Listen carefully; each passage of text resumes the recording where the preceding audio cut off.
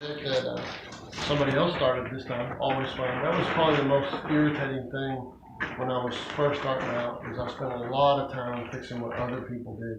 This is something that somebody else started on, which again, when I was young, can I just get something that somebody else didn't screw up? But this is a daunting little task if you haven't got any experience. But anyway, the floor was caving in. Ultimately, the reason is the water coming from the backside of the house going underneath the house. And even though it has block, it finds a way to get to the lower point. And they're going to do some things to support, stop that from happening. But the floor joist right there broke. We're going to fix that. We'll probably put another board beside it. The supports here are not doing any good. The floor joist over there is rotted, if you can see that, Drew. Yeah. You probably grab it with your hand and tear it up. So we're going to replace that. And on the other side of the wall there's the hallway leading in and out of the house, and it bounces. So we're going to try to fix that.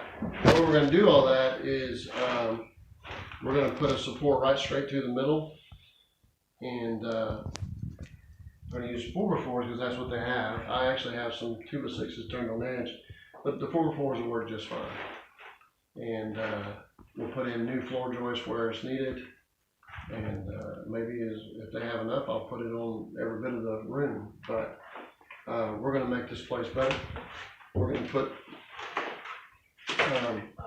supports under the water heater first, because the water heater's trying to cave through. So we're going to put blocks and this pan underneath there. There's quite a lot of water and mud to deal with, which Tim's already under there. Oh, it's a swimming pool. That makes it better, doesn't it, having that? So anyway, here we are on this adventure, and we're going to pour concrete into that, because she bought some. The guys told her that was where the water was coming in. It looks like it is some.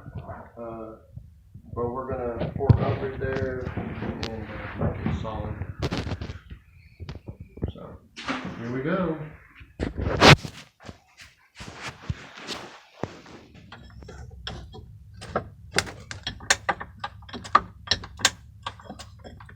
Ah!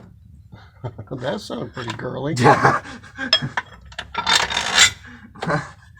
fell in the water. It's cold. Shrinkage. Yeah. Not really that small. It's shrinkage. Tell him, Jerry. It's shrinkage. That's how I moved that. Women get the stiff end of the deal. I don't get to see much of anything. Yeah, well, at least you're not in the water like you thought you were. We got a balancing act going on. Closed it up some. But all we've done is support that water heater. That's what she requested. That's definitely supported now. But the reality of it is that beam off to the side there is all broken. It's setting up more because we raised it up, but we're going to have to rebuild that. If you look underneath, you see how the bottom of the floor joist is broken, and it's broken right there. And it's been tried, somebody else a little feebly tried to fix it by putting a couple of short 2x across there, and that didn't do much. What we'll have to do at some point is put another floor joist in there and support it. Shorter, although. Anyway, this house is going to need more of our attention, but I think you did the job, Tim. That beam's going to have to be fixed. He told me as I'm on camera, you're about to fall. This floor joist broke, and he's saying that one's moving, they're standing on it.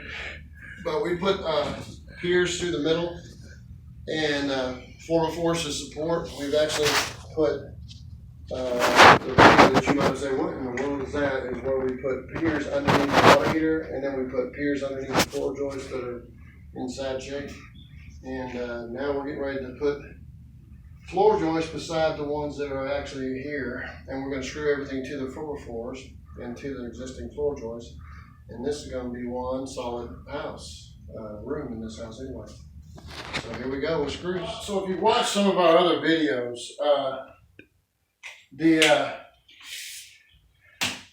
point of us putting it, making everything stitched together real good was we put 2x in between on the edges and right here where the seams go together. That way it doesn't move when you step on them and then bust whatever material you use, particularly things like ceramic tile and so on and so on. We also put screws in everything so it doesn't back out like nails would, and we've done all the floor joists that need to be fixed. So everything's done with screws and everything's screwed off, and we're getting close to the final couple of pieces, and we're feeling pretty good. So we'll show you the completed job here in a little bit. As a matter of fact, now they want me to do the flooring, which they were going to do before, but that's all good. We're going to get it done. Take you through it. See ya.